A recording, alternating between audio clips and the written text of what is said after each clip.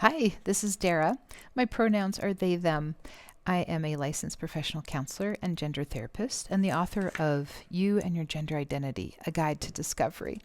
We are concluding Chapter 4, which has to do with how to form and build your support team. So let's take a look at how you fill in the rest of your team. The last two videos had to do with how to find mentors who are both hands-off and hands-on mentors. But now let's fill in the rest of your team. Having either one or several mentors with you on your journey is a key component to your success. However, it's unlikely that one person will have all of the talents, skills, and abilities needed to tackle this challenge with you. The goal of this exercise is for you to brainstorm who else you can add to your team and what steps to take to find them. Tips for putting together your team. You can search for all of them at once or just one at a time. You can also have more than one of each kind of team member. Everyone's different when it comes to this type of team that they need, so follow your gut on this. You can start a small team now and then add people to it later, or you can have a bigger team and you can make it smaller later. Your journey is going to change course over time, so your team will more than likely need to change as well. If you are socially and or geographically isolated, use the concept of having a hands-off mentor and apply it to the formation of your team. If finding in-person team members is unrealistic right now, you can use fictional characters to fill these roles. You can engage with these characters through visualization, writing exercises, and other creative methods. There's no right or wrong way to go about forming your team, as long as you keep in mind the main goal, for you to have companionship on your journey. Finding your team members. Some of these tips are the same as when you were looking for a mentor, so use those methods again if they worked for you. Place a check mark next to any of the following suggestions you can see yourself following up on. Think about family members who could be a part of your team. This includes extended family and chosen family. Think about those in your friend or acquaintance groups who could be a part of your team. Think about everyone you encounter on a regular basis: teachers, coaches, pastors, bosses, coworkers, local business owners, or employees you see regularly, bartenders, etc. Could any of them be a part of your team? Do a search for Pride, LGBTQ, or gender identity centers in your state or country to see if they have support groups where you can find team members. Use your favorite social media outlets and reach out to individuals you admire to see if they will respond to you personally. Seek out message boards that relate to your specific gender identity journey.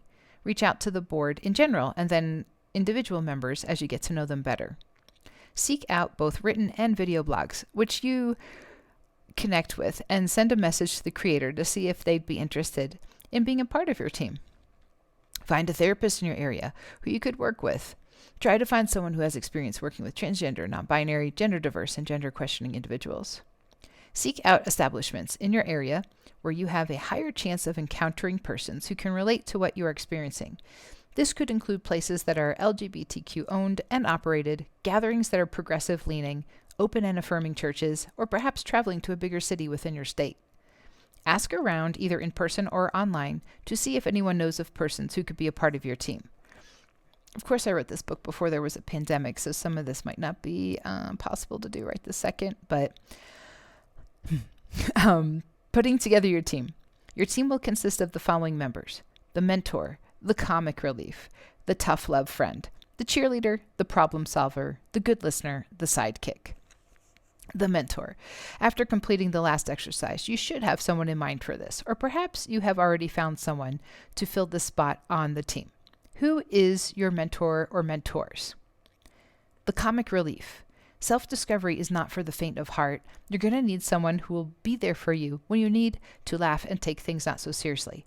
This person can point out when you need to take a break, relax, and have some fun. Do you already know someone who can be your comic relief? If you don't know someone who can be your comic relief, where can you go in search of them? The tough love friend. This is the person who will always be direct and honest with you. They have a no bullcrap policy and won't hesitate to tell you the truth, even though it will be hard for you to hear. The key is they speak from a place of caring. They truly want the best for you. They show you they care by recognizing how hard it must be to have them point out the truth and continually to be patiently standing by you as you work through your challenges. You may leave a conversation with them feeling sore and weary, but like a deep tissue massage, you know you needed to go through it to become healthier. Do you already know someone who could be your tough love friend? If you don't know someone who can be your tough love friend, where can you go in search of them? The cheerleader. The cheerleader is someone who will be an uplifting, positive person in your life. They will try to get you to see the bright side of things and remind you of how awesome you are. They will have unwavering faith in you, tell you repeatedly how much they enjoy and appreciate you, and that they can't believe everyone else in the world doesn't feel the same way. They remind you of how you deserve better in your life. They will do this for you even if they are having a bad day or if they have a lot going on in their life. In fact, you might need to keep an eye on this for them so they don't burn themselves out being your cheerleader. They love knowing this is the role they play in your life. The cheerleader can also provide a balance to the role of your tough love friend.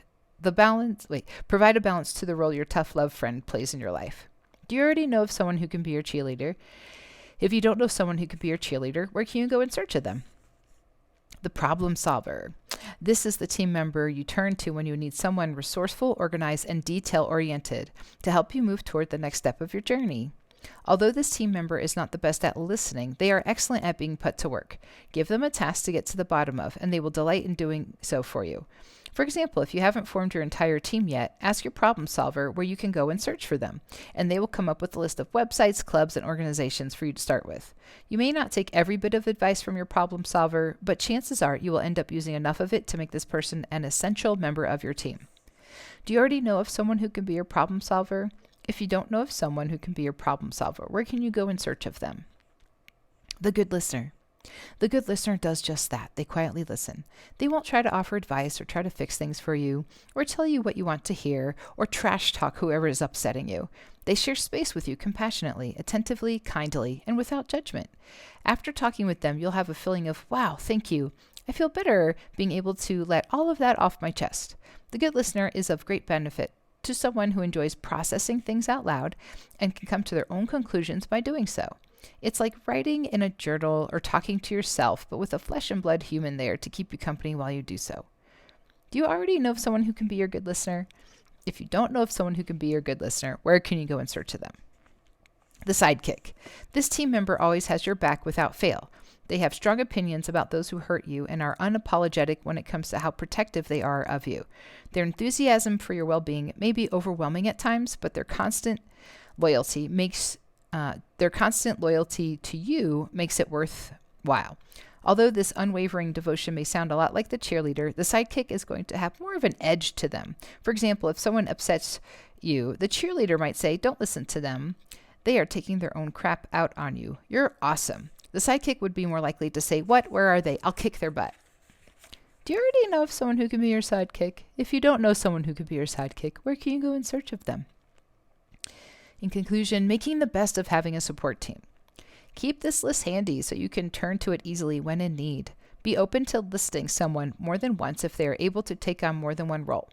Tell people on this list that they are on your team and which role they represent. Chances are they will feel flattered and will take their responsibility as that team member quite seriously. Remember to thank your team members for being a part of your journey. Sometimes your team members might need a break or will even ask to be released from the team. Although this may be difficult to hear, it's important to respect their boundaries and give them the time and space they are requesting. You are more than likely a team member for someone else in your life or will be at some point in the future. Think about which team member you would be and see that as a unique strength that you have to offer to others. Use this idea of building a support team in such a way that makes the most sense for you and your journey. Be open to changing your team along the way based upon your needs and the needs of the team. All right, that concludes chapter 4.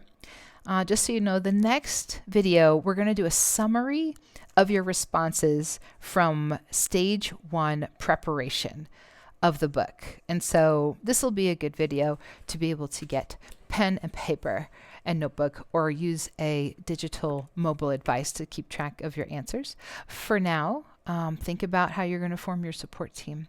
Thanks again for tuning in. This is Dara, and I'll see you next time.